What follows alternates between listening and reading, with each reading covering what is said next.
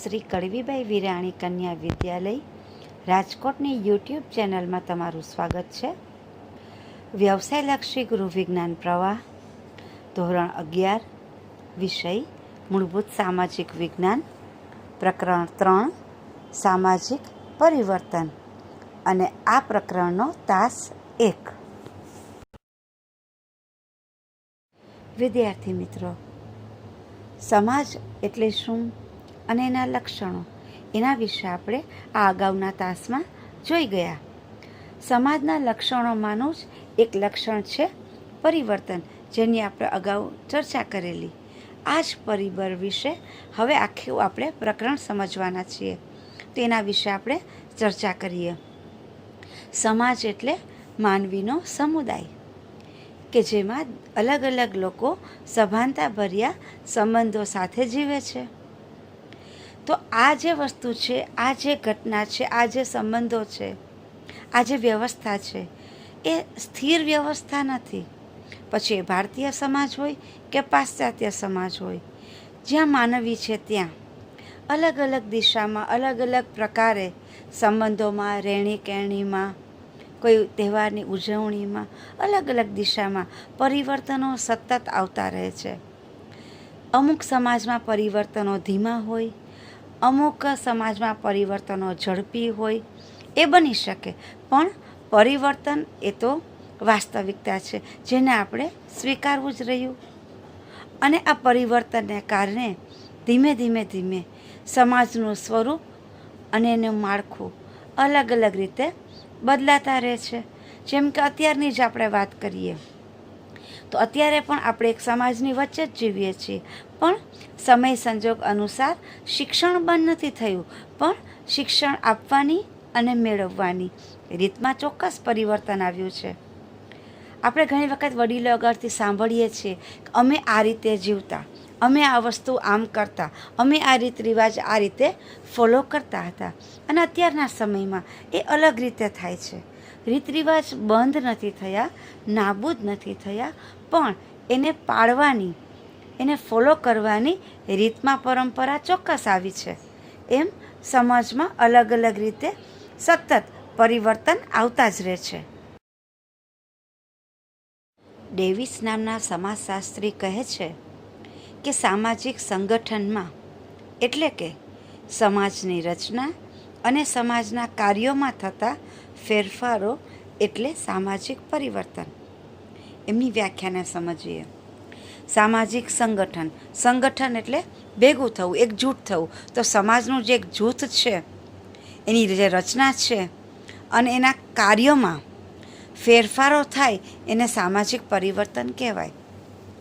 ઉદાહરણ તરીકે, પહેલાં સમાજમાં અલગ અલગ મંડળોની રચના નહોતી થયેલી, હવે જાત જાતના મંડળોની રચના થયેલી છે.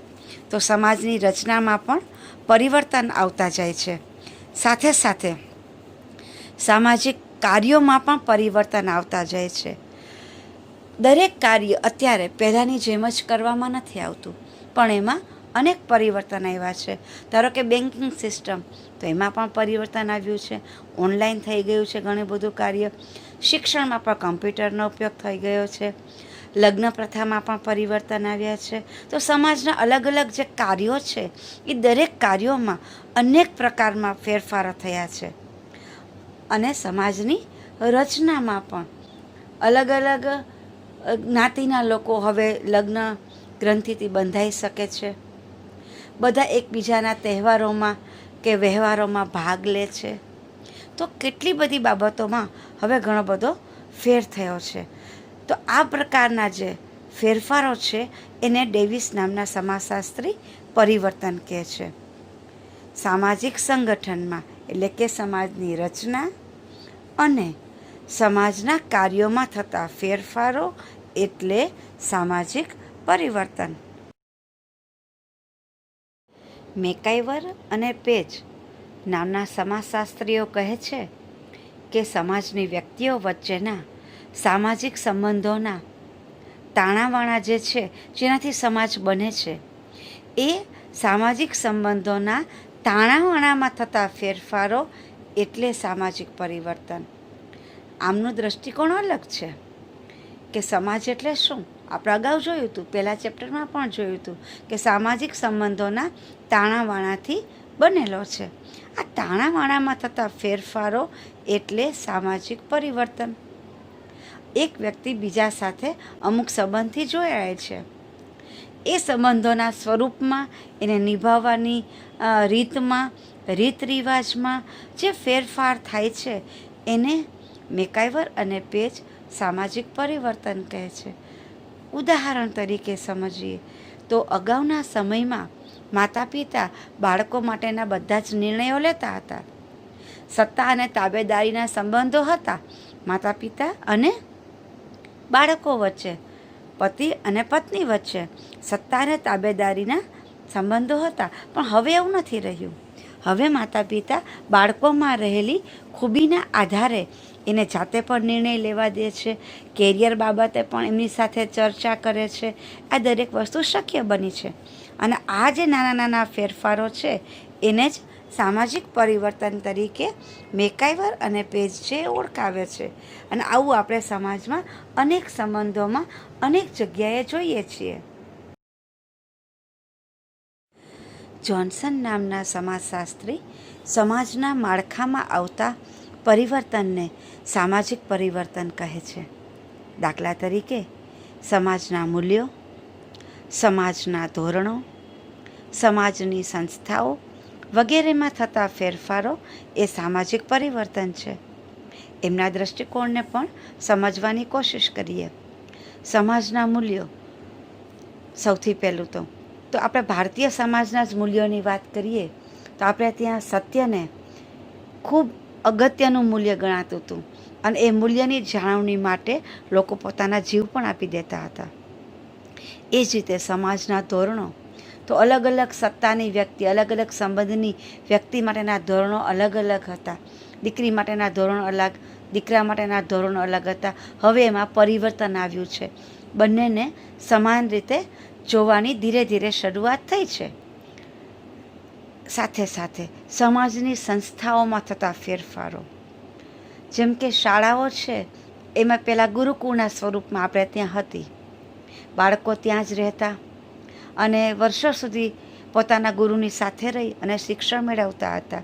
આજકાલ હવે લોકો ગુરુકુળ પ્રથામાંથી સાદી શાળા તરફ ઢળ્યા છે. અને હવે તો એમાં પણ પ્રાઇવેટ સંસ્થાઓ થઈ ગઈ છે. તો એની ફી પણ ઊંચી હોય છે, ભણાવવાની રીત પણ અલગ હોય છે. એમ આપણે શિક્ષણ સંસ્થાની જ ખાલી વાત કરી, એ જ રીતે અલગ અલગ સંસ્થાઓ, પછી એ બિઝનેસની હોય કે કોઈ પણ હોય, એ દરેકમાં કંઈક ને કંઈક પરિવર્તન આવ્યું છે. અને આ બધા પરિવર્તન જે છે એ જ સમાજશાસ્ત્રી જોન્સનની દૃષ્ટિએ સામાજિક પરિવર્તન છે. સામાજિક પરિવર્તન એટલે શું, એના બાબતે આપણે અલગ અલગ સમાજશાસ્ત્રીઓ શું વિચારે છે, કઈ કઈ વ્યાખ્યાઓ આપી હતી, એ બાબતે આપણે સમજૂતી મેળવી. હવે આ પરિવર્તન આવે છે શેના કારણે, એના વિશે આપણે વાત કરવાના છીએ. તો સમાજને અસર કરતા મુખ્યત્વે 4 પરિબળો છે. પહેલું ભૌગોલિક પરિબળો, બીજું જૈવિક પરિબળો, ત્રીજું યંત્ર વૈજ્ઞાનિક પરિબળો અને ચોથું સાંસ્કૃતિક પરિબળો. હવે આ દરેક પરિબળો વિશે આપણે સમજવાની કોશિશ કરીએ. પહેલું પરિબળ જે સમાજમાં પરિવર્તન લાવવા માટે જવાબદાર બને છે એ છે ભૌગોલિક પરિબળો. ભૌગોલિક પરિબળો એટલે કુદરતી પરિબળો. તેમને પ્રાકૃતિક તત્વો પણ કહી શકાય. આ પરિબળો માનવ સર્જિત નથી. આવા પરિબળોમાં હવામાન, કુદરતી વાતાવરણ, જમીન, સૂર્ય, ચંદ્ર, દિવસ, રાત્રિ, સમુદ્રો, પહાડો, નદીઓ, જંગલો, રણ વિસ્તારો, પશુ પંખીઓ, પ્રાણીઓ, વનસ્પતિ, ખનિજ પદાર્થો, વરસાદ, ધરતીકંપ વગેરેનો સમાવેશ થાય છે. આ વસ્તુને સમજીએ. પહેલાં તો પ્રાથમિક સમજ લઈએ કે ભૌગોલિક પરિબળ એટલે કે જે કુદરતી પરિબળ છે, માણસ એને બનાવી શકતો નથી. એ પરિબળ ભગવાને બનાવેલા છે, કુદરતે બનાવેલા છે. એમાં શેનો સમાવેશ થાય એ આપણે જોયું. હવે એની કેવી રીતે અસર થાય છે પરિવર્તનમાં, એને સમજવાની કોશિશ કરીએ. માની લો કે વરસાદ ખૂબ વધારે આવ્યો તો લોકોના રહેવા કરવાની બાબતમાં ફેરફાર આવી જશે, પરિવર્તન આવી જશે. ખૂબ કોઈ જગ્યાએ પૂર આવી જાય છે તો કેટલાય લોકોનું સ્થળાંતર કરી નાખવામાં આવે છે, એ તમને ખ્યાલ છે. તો એ લોકોનું જીવન જે છે એ અમુક દિવસો સુધી કે ક્યારેક મહિનાઓ સુધી એ ટેન્ટમાં એ લોકોને રહેવું પડતું હોય છે. તો એ લોકોની રહેણી કહેણીમાં ફેરફાર થઈ જશે. એ જ રીતે ક્યારેક ધરતીકંપ આવે તો પણ કેટલાય લોકોનું જીવન છે એ પરિવર્તિત થઈ જાય છે. કારણ કે ધરતીકંપમાં જો ખૂબ બધું નુકસાન થાય, એની બધી મિલકત કે મકાન કે તૂટી જાય તો એને ફરીથી પોતાનું જીવન છે એ અલગ જ રીતેથી જીવવું પડે છે અને પરિણામે એનું સમગ્ર જીવન છે એ પરિવર્તિત થઈ જાય છે. આ રીતે ભૌગોલિક પરિબળ છે એ સમાજમાં ક્યારેક નાના પાયે અને ક્યારેક ખૂબ મોટા પાયે પરિવર્તન લાવવા માટે એ જવાબદાર ગણાય છે. માનવી આ બધા જ કુદરતી પરિબળોથી વીંટળાયેલો છે, કારણ કે આપણે એનાથી અલગ નથી રહી શકવાના. આથી માનવી અને સમાજ ઉપર એની ઊંડી અસરો થાય છે.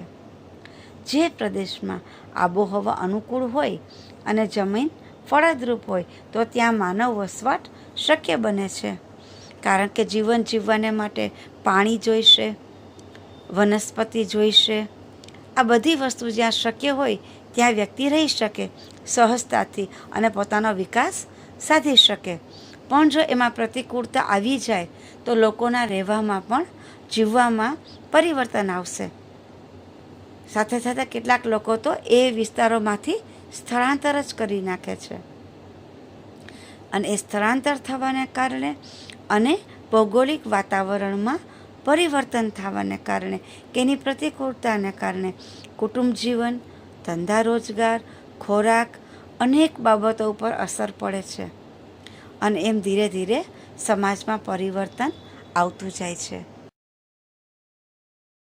એ જ રીતે જમીનની પરિસ્થિતિ સમાજના વિકાસ અને પરિવર્તનમાં મહત્ત્વનો ભાગ ભજવે છે. ખનિજ પદાર્થો મળી આવતા ઔદ્યોગિક વિકાસ શક્ય બને છે. જેમ કે કોઈ જગ્યાએ કોઈ રાજ્યમાંથી કોઈ એક ખનિજ તત્વ મળી આવ્યું તો એ ખનિજ તત્વને ખોદવા માટેનો નવો બિઝનેસ ચાલુ થાય છે, ત્યાં કામકાજ ચાલુ થાય છે, અનેક લોકોને રોજગારી મળે છે, ઘણા બધા લોકો ત્યાં રહેવા આવે છે. પરિણામે એ જ્યાંથી આવ્યા હોય છે ત્યાંથી પરિવારો છે એ ખંડિત થાય છે.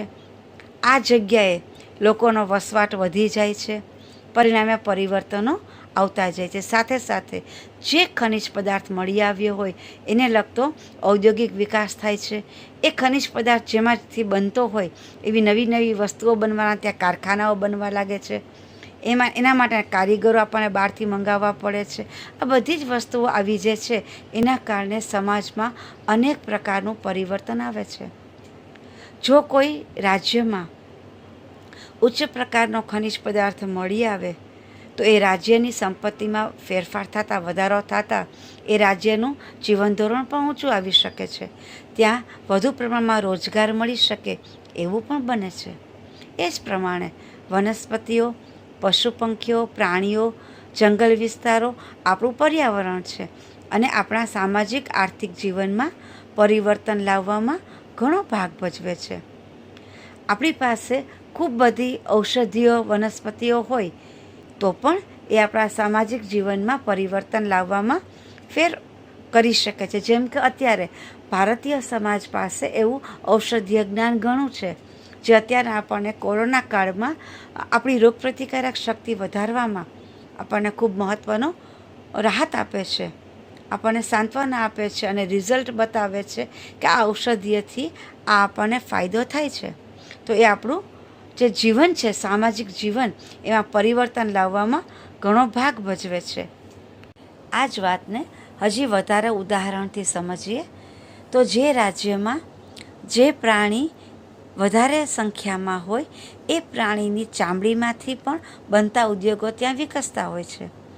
જો એ પ્રાણી શિંગડાધારી હોય તો એના શિંગડામાંથી પણ અમુક અમુક વસ્તુઓ બની અને એની નિકાસ થતી હોય છે, તો એ રાજ્યનો આર્થિક વિકાસ છે એ વધારે થાય. એમ અલગ અલગ રાજ્ય, અલગ અલગ સમાજમાં દરેક વસ્તુ અલગ અલગ પ્રમાણમાં હોય છે અને એના પ્રમાણે એ જગ્યાના વ્યવસાય ધંધાઓ, રોજગાર અને રીત રિવાજ, સમાજમાં રહેવાની પ્રથા, કુટુંબ જીવન, એ દરેકને એમાં અસર ચોક્કસ થવાની જ છે. આમ આ બધી જ વસ્તુઓ જે છે, ભૌગોલિક પરિબળો, એ પરિવર્તન લાવવામાં ઘણો જ ભાગ ભજવે છે. સમાજમાં પરિવર્તન લાવતા ભૌગોલિક પરિબળો વિશે આપણે વાત કરી. ત્યાર પછીના પરિબળો છે જૈવિક પરિબળો, જેને જીવશાસ્ત્રીય પરિબળો પણ કહી શકાય. જૈવિક પરિબળોમાં વસ્તીનું કદ, વસ્તીની રચના, આનુવંશિક વારસો વગેરે બાબતોનો સમાવેશ થાય છે. વસ્તી એ જૈવિક ઘટના છે, કારણ કે વસ્તીમાં માણસોનો જન્મદર આવે છે. જન્મ અને મરણ એ જૈવિક ઘટના છે. જન્મ અને મરણ દ્વારા વસ્તીના કદમાં વધારો થાય છે અને વસ્તીના કદમાં ફેરફાર થતાં સમાજમાં પણ પરિવર્તન આવે છે. આ વાતને સમજી લઈએ. જેમ કે ભારત દેશની વસ્તી વધારે છે, તો એના પ્રમાણમાં સામે રોજગારીનું પ્રમાણ એટલું ઊભું કરવું શક્ય નથી. માટે સ્વરોજગારી ઉપર આપણે ભાર વધારે મૂકીએ છીએ, કારણ કે નોકરી દરેકને આપવી શક્ય નથી. સાથે સાથે જેમ જેમ વસ્તી વધતી જાય એમ અનાજની માંગ પણ વધારે જોશે. જમીન તો એટલી જ રહેવાની છે, ઉત્પાદન એટલું જ થવાનું છે, તો ભૂખમરોની સમસ્યા આવી શકે, રહેઠાણની સમસ્યા આવી શકે. આ બધી વસ્તુ હોવાને કારણે સમાજમાં અનેક પરિવર્તન આવે છે. લોકો છે એમાં બે વર્ગ પણ વિકસી શકે છે, એક બહુ ગરીબ વર્ગ, એક બહુ ધનિક વર્ગ. સાથે સાથે આજકાલ અનેક સંશોધનો થયા હોવાને કારણે અનેક દવાઓ વધી છે. પરિણામે મરણ દરમાં ઘટાડો થયો છે અને જન્મદર વધી ગયો છે. લોકોનું જીવન પણ લાંબુ થઈ ગયું છે. પરિણામે લોકોની વસ્તીમાં વધારો થતો જાય છે અને આ વધારો સંચાલનની અનેક સમસ્યાઓમાં પોતાનો ફાળો આપે છે અને અનેક પ્રકારના પરિવર્તન સમાજમાં આવે છે.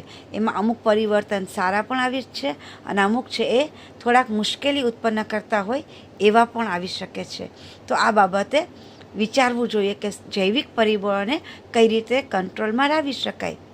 આજકાલ એ બાબતમાં પણ કાનૂન લાવવાની બાબતમાં વિચારણા થઈ રહી છે આપણા ભારતના દેશમાં. સાથે સાથે એ પણ જોઈ લઈએ કે ચીનમાં પણ વસ્તી આપણા કરતાંય વધારે છે, તો પણ ક્યારેય એને આ જૈવિક પરિબળ નડ્યું નથી. એનું કારણ છે ત્યાંનું સંચાલન. ચીને એક રસ્તો કર્યો છે. એણે આખા પોતાના સમાજને, એટલે કે વ્યક્તિને વ્યવસ્થિત કૌશલ્યસભર જ્ઞાન આપીને વિશ્વ આખાનું ફેક્ટરી બનીને પોતે અત્યારે કામ કરે છે. દરેક પ્રકારની પ્રોડક્ટ આપણને સસ્તી ચાઇનાની શા માટે મળી શકે છે? કારણ કે ત્યાં કૌશલ્યસભર નોલેજ આપી અને દરેક પ્રકારના લોકો પાસે કામ કરાવી શકે છે. એ લોકો પાસે એવું આયોજન છે કે ત્યાં માણસો બેકાર બહુ રહેતા નથી. પરિણામે એને આ જૈવિક પરિબળ ઓછું નડે છે. તો આ બાબતના સંચાલનમાં આપણે એનું ઉદાહરણ લઈ શકાય. માટે જ આપણે પણ હવે સ્વાવલંબન થવા ઉપર ભાર મૂકીએ છીએ અને એ આપણી જૂની પ્રથા જ હતી. ધીરે ધીરે વચ્ચે અંગ્રેજોના કાળમાં આપણે નોકરી તરફ ઢળી ગયેલા, પણ એ પહેલાં તો આપણે ત્યાં પણ સ્વરોજગારીની પ્રથા જ હતી, પરંપરાગત ધંધાઓની જ પ્રથા હતી, જેથી કરીને બેરોજગારીનું પ્રમાણ ઓછું હતું. તો આવી રીતે અલગ અલગ દેશમાં અલગ અલગ સંચાલન મુજબ સમાજમાં રહેવામાં કે એના સંબંધોમાં કે દરેક જગ્યાએ સમાજના માળખામાં પરિવર્તન આવતા રહે છે. જૈવીય પરિબળોની સામાજિક પરિવર્તન ઉપર થતી અસરને આપણે આગળ જોઈ. એને એક ઉદાહરણ સાથે જોઈએ તો અતિવસ્તીના કારણે દેશમાં ગરીબી, બેકારી જેવી સમસ્યાઓ પેદા થાય છે, જેના વિશે આપણે અગાઉ વાત કરી કે ખૂબ લોકો વધી જાય પણ સાથે એટલી જ સરકારી નોકરીઓ વધવી શક્ય નથી, તો બેકારી આવી શકે, અને જો લોકો પાસે કામ જ નહીં હોય તો ગરીબી આવી શકશે. એકબીજા સાથે જોડાયેલી સમસ્યાઓ છે. જન્મ અને મરણના પ્રમાણની અસર પણ કુટુંબ જીવન ઉપર એક યા બીજી રીતે થાય છે. જેમ કે જન્મનું પ્રમાણ છે એ વધી જશે તો સંખ્યાઓ ખૂબ વધવા માંડશે, મરણનું પ્રમાણ ઘટી જશે, ઉંમર લાંબા થશે તો વયોવૃદ્ધ વ્યક્તિઓના થતા રોગોની સંખ્યા વધી શકે છે. સાથે સાથે એ લોકો ઉપાર્જન નહીં કરી શકે, પણ એ લોકોની સંખ્યા જે છે એને આપણે જીવન જરૂરિયાત પૂરતું ખોરાક તો આપવાનું જ છે, પરિણામે અનાજની માંગ ઉપર એની અસર થઈ શકે છે. વયોવૃદ્ધ લોકોને થતા રોગની દવાઓના પ્રમાણમાં પણ માંગ વધશે, તો એનું પણ આપણે નવા પ્રકારનું કામ ચાલુ કરવું પડી શકે. આવું અલગ અલગ સમસ્યાઓ જે છે કે કામ છે કે સામાજિક પ્રક્રિયાઓ છે એકબીજા ઉપર અસર કરે છે, આધારિત હોય છે.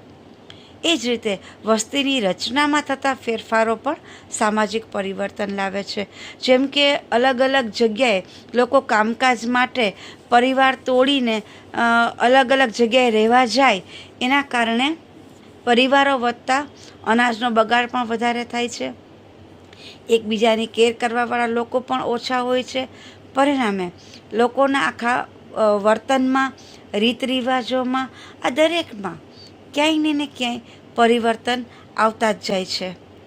વસ્તીમાં પુરુષો અને સ્ત્રીઓનું પ્રમાણ, બાળકો અને યુવાનો અને વૃદ્ધોનું પ્રમાણ વગેરેને બાબતોને પણ વસ્તીની રચનામાં આપણે સમાવી શકીએ, અને દરેકનું પ્રમાણ જે છે એ સમાજમાં કંઈક ને કંઈક અર્થે સામાજિક પરિવર્તન લાવવામાં ફેરફાર પાડે છે. જેમ કે આજે બેટી બચાવો બેટી પઢાઓનું સ્લોગન આપણને આપવામાં આવ્યું છે. પરિણામે હવે સ્ત્રી ભ્રૂણ હત્યાનું પ્રમાણમાં ઘટ્યું છે. પહેલાં એ દર ઘણો ઓછો હતો બચાવવાનો, પરિણામે ધીરે ધીરે દીકરીઓનું પ્રમાણ ઘટતું જતું હતું, અને એના પરિણામે પણ સમાજમાં અનેક સમસ્યાઓ ઉત્પન્ન થવાની શક્યતાઓ વધી જાય છે. જે દેશમાં વૃદ્ધોનું પ્રમાણ વધારે હોય એ દેશમાં ઉત્પાદન ઓછું થાય અને ખર્ચ વધારે રહેવાનો છે. ભારતમાં અત્યારે 65% યુવાનો છે, તો ભારત યુવાઓનો દેશ છે. તો આપણે ધારીએ તો જલ્દીથી સ્વનિર્ભર થઈ શકીએ, ઝડપથી કોઈ પણ સમસ્યામાંથી બહાર આવી શકીએ, તો આપણા માટે એ ફાયદાકારક બાબત છે. આમ જૈવીય પરિબળોની આપણને સમજ હોય, એ સમાજ ઉપર શું પરિવર્તન લાવે છે, આપણા દેશ કે સમાજની રચનામાં આપણે કયા લેવલે છીએ એની સમજ હોય, તો આપણે એનો યોગ્ય સંચાલન દ્વારા યોગ્ય ઉપયોગ કરી શકીએ.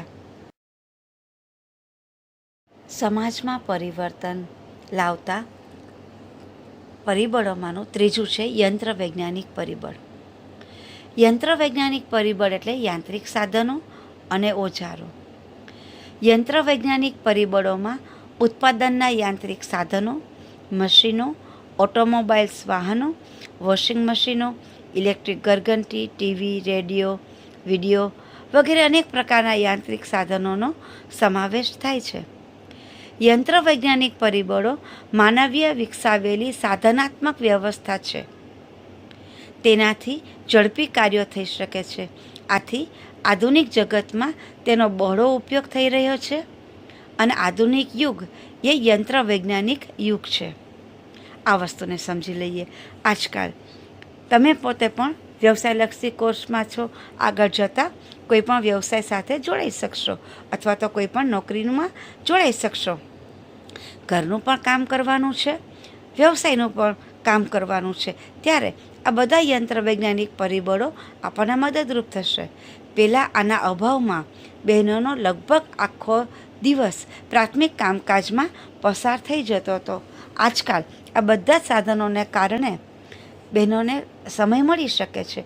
એ પોતાનું કામ છે એ થોડા ઓછા સમયમાં પતાવી શકે છે, અને એ સમયમાં એ બીજું કંઈ પણ સર્જન કરી શકે છે, કંઈ પણ ઉત્પાદક કાર્ય કરી શકે છે. પરિણામે સામાજિક માળખામાં એક પરિવર્તન આવ્યું છે. બહેનોને લોકો હવે બહાર કામ કરવાની છૂટ આપે છે અને આ સાધનો એમાં ખૂબ આપણને મદદરૂપ થાય છે.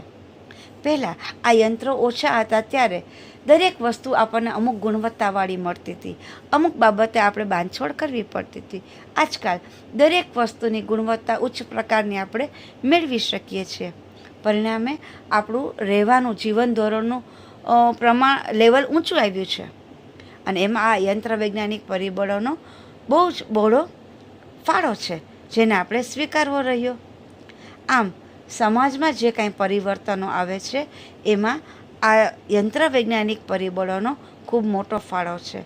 ટીવી આવી જવાના કારણે, રેડિયો આવી જવાના કારણે આપણે સમગ્ર વિશ્વ વિશેની માહિતી મેળવી શકીએ છીએ કે દરેક સંજોગોમાં દરેક દેશ કેવી રીતે એમાંથી બહાર નીકળે છે, કેવી કેવી મુશ્કેલીઓનો સામનો કરે છે, ત્યાં કેવી કેવી સમસ્યાઓ આવેલી છે, ત્યાં સંચાલનનું પ્રકાર અને પ્રમાણ કેવું છે અને એનો ત્યાંના સમાજની પ્રગતિમાં કેવા પ્રકારનો ફાળો છે. આ દરેક વસ્તુ આપણે સમજી શકીએ છીએ અને આ સમજ પણ સમાજમાં પરિવર્તન લાવવા માટે બહુ અગત્યનો ભાગ ભજવે છે. યંત્ર વૈજ્ઞાનિક પરિબળો માનવી અને માનવીના સામાજિક સંબંધોના બધા ક્ષેત્રો ઉપર ઊંડી અસર કરે છે અને તેને પરિણામે સમાજ જીવનના બધા ક્ષેત્રોમાં વ્યાપક પરિવર્તનો આવ્યા છે. દાખલા તરીકે ઉત્પાદનમાં યાંત્રિક સાધનો વપરાવા શરૂ થતાં કુટુંબમાં પણ પરિવર્તન આવ્યું છે. મેં અગાઉ કીધું એમ બહેનો પણ બહાર કામ કરવા જાય છે તો આખા દિવસનું કુટુંબનું જે કાર્યરચના હતી એમાં ફેર થયો છે, સમયમાં ફેર થયો છે, સત્તામાં અને તાબેદારીમાં ફેર થયા છે. ઉત્પાદન પ્રવૃત્તિ કુટુંબમાંથી નીકળીને કારખાનામાં ચાલી ગઈ છે. પહેલાં જે દરેક વસ્તુ ઘરમાં બનતી હતી એ બાબતના જ હવે કારખાનાઓ થઈ ગયા છે. પરિણામે મોટા મોટા ઉદ્યોગો એના થઈ ગયા છે દરેક નાનામાં નાની બાબતમાં. ધારો કે પહેલાં બટેટાની વેફર ઘરે જ બનતી હતી, એની બદલે હવે એના પણ કારખાનાઓ થઈ ગયા છે અને એનો મોટો વ્યવસાય થઈ ગયો છે.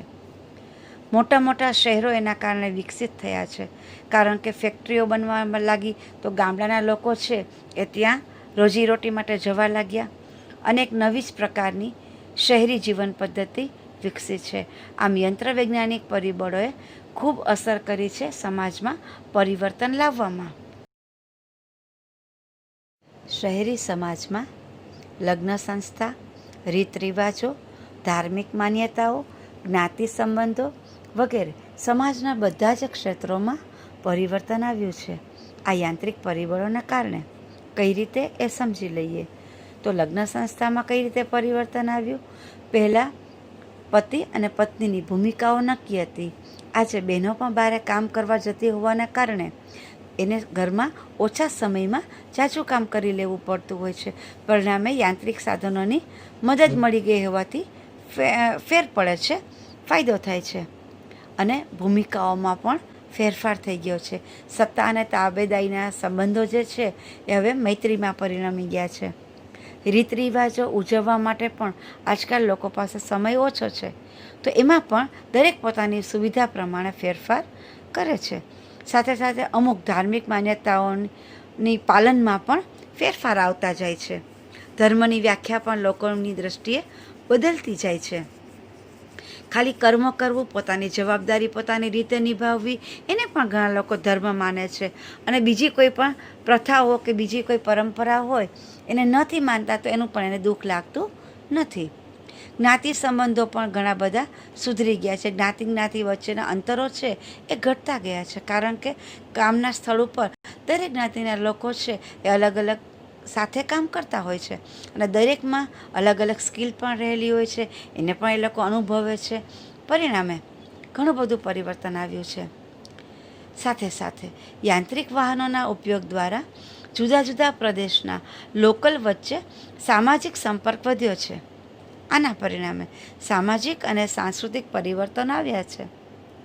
પહેલાં એવું હતું કે વાહન વ્યવહાર જ્યારે નહોતા ત્યારે અમુક નાનકડો ધંધો કે વ્યવસાય અમુક સીમિત ક્ષેત્રફળ પૂરતા જ હતા. હવે વાહન વ્યવહાર આવી ગયા, એના પરિણામે એ માલ કે એ બિઝનેસ એ બહાર જતો થયો, દૂર સુધી જતો થયો છે. પરિણામે સાંસ્કૃતિક પરિવર્તન આવ્યા છે. જે જગ્યાએ આપણે જઈએ છીએ એ જગ્યાના ઘણી બધી રીત રિવાજો, નિયમો, કાયદાઓથી વાકેફ થઈએ છીએ.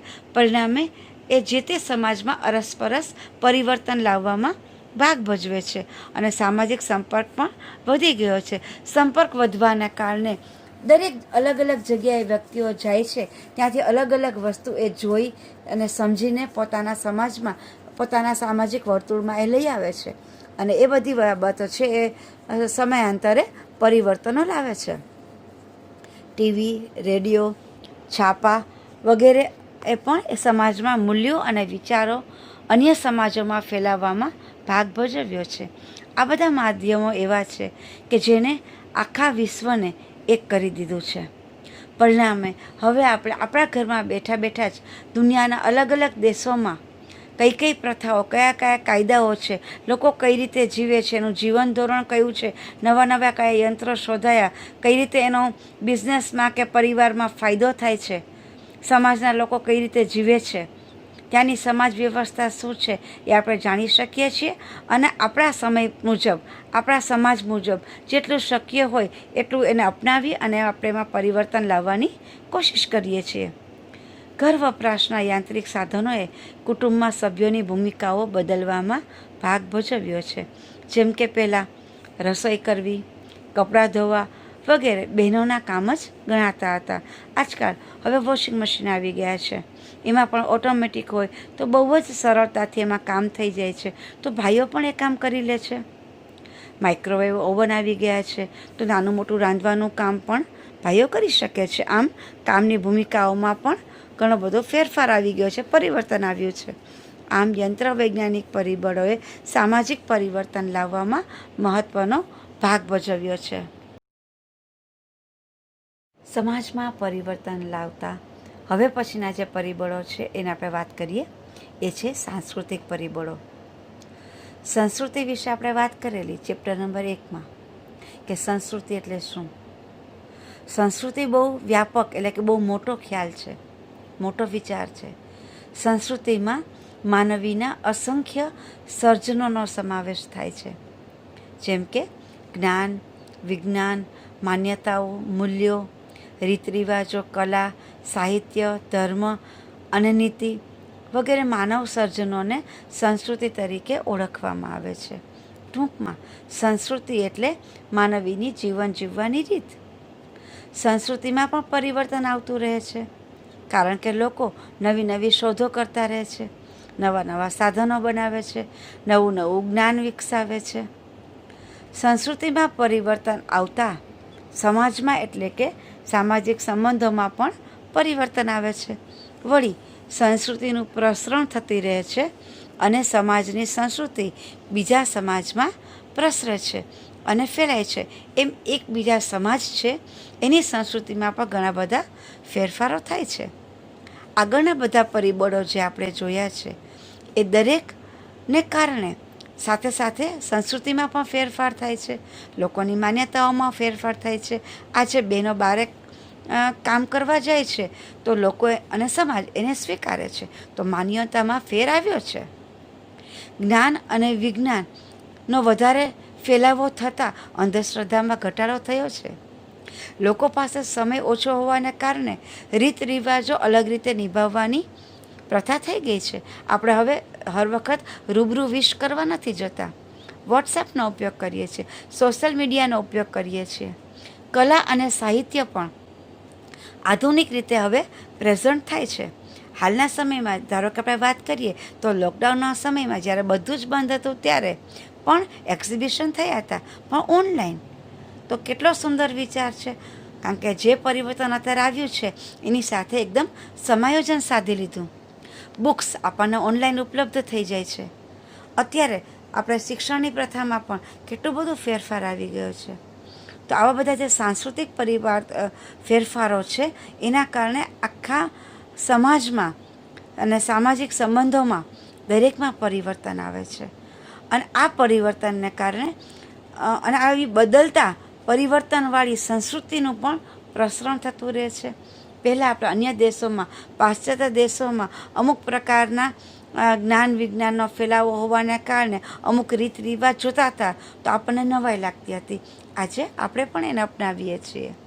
એમ સંસ્કૃતિ પણ અરસપરસ છે એ આ બધા યંત્ર વૈજ્ઞાનિક સાધનોને કારણે એનું પણ આદાન પ્રદાન થતું રહે છે. એક સમાજમાંથી બીજા સમાજમાં એ પ્રસરે છે, ફેલાય છે.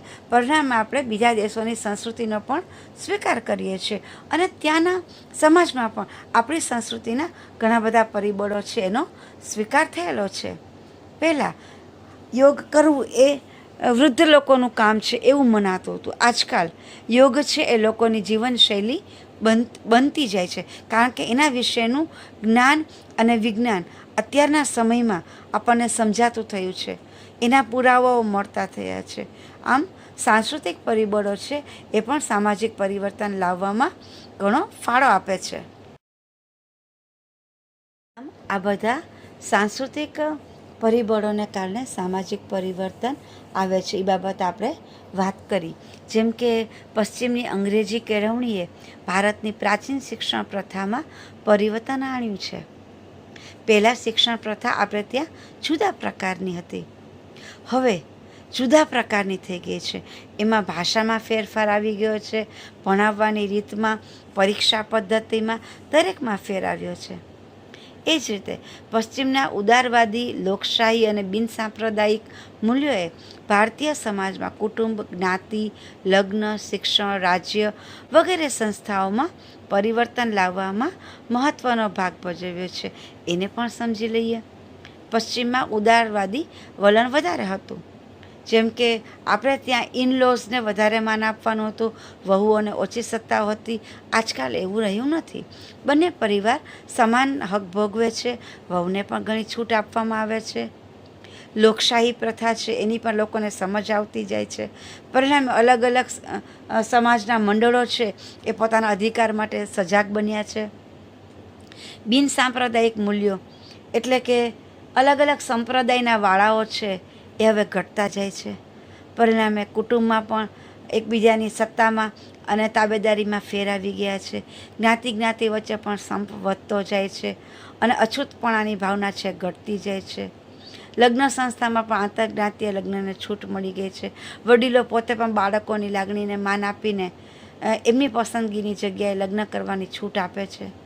શિક્ષણની બાબતમાં પણ હવે વડીલો જ નક્કી નથી કરતા બાળકોના કેરિયર વિશે. બાળકોમાં જે કુદરતી આવડત છે એને સમજીને એને એ દિશામાં શિક્ષણ કરવા માટે લેવા માટે કે ક્યાંક બહાર જવું હોય તો જવા દે છે. આમ દરેક બાબતમાં ઘણા બધા પરિવર્તનો આવ્યા છે. શિક્ષણના વિકાસ દ્વારા સમાજમાં કુટુંબ, સ્ત્રીનો દરજ્જો, રીત રિવાજો અને મૂલ્યોમાં પરિવર્તન લાવવામાં પાયાનો ભાગ ભજવાનો છે. કારણ કે શિક્ષણમાં પણ સિલેબસ જ ફરી ગયું છે. પરિણામે દીકરીઓ ભણતી થઈ છે, દીકરીને પણ અલગ અલગ પ્રકારનું નોલેજ મળતું જાય છે. અલગ અલગ દેશના સાહિત્યનો વાંચન કરવા મળે છે, શીખવા મળે છે. પરિણામે એના વિચારો બદલતા ગયા છે. વિચારો બદલતા કુટુંબની દરેક પ્રકારની જે વ્યવસ્થા છે, પછી એ કામની હોય કે નિર્ણય લેવાની હોય, એ દરેકમાં ફેરફાર થઈ ગયા છે. અને એના કારણે સ્ત્રીનો દરજ્જો પણ હવે સમાન થવા માંડ્યો છે. રીત રિવાજોમાં ફેરફાર થાય છે. મૂલ્યોમાં પણ પરિવર્તન આવતા ગયા છે. પહેલાં અમુક મૂલ્યો જે ખૂબ અતિ અગત્યના ગણાતા હતા, આજે એનું મૂલ્ય પ્રમાણમાં થોડું ઓછું રહ્યું છે. પહેલાં જ્ઞાન છે એ બહુ અતિ મૂલ્યવાન ગણાતું હતું, આજે જ્ઞાનની બદલે પૈસાનું મૂલ્ય વધારે થઈ ગયું છે.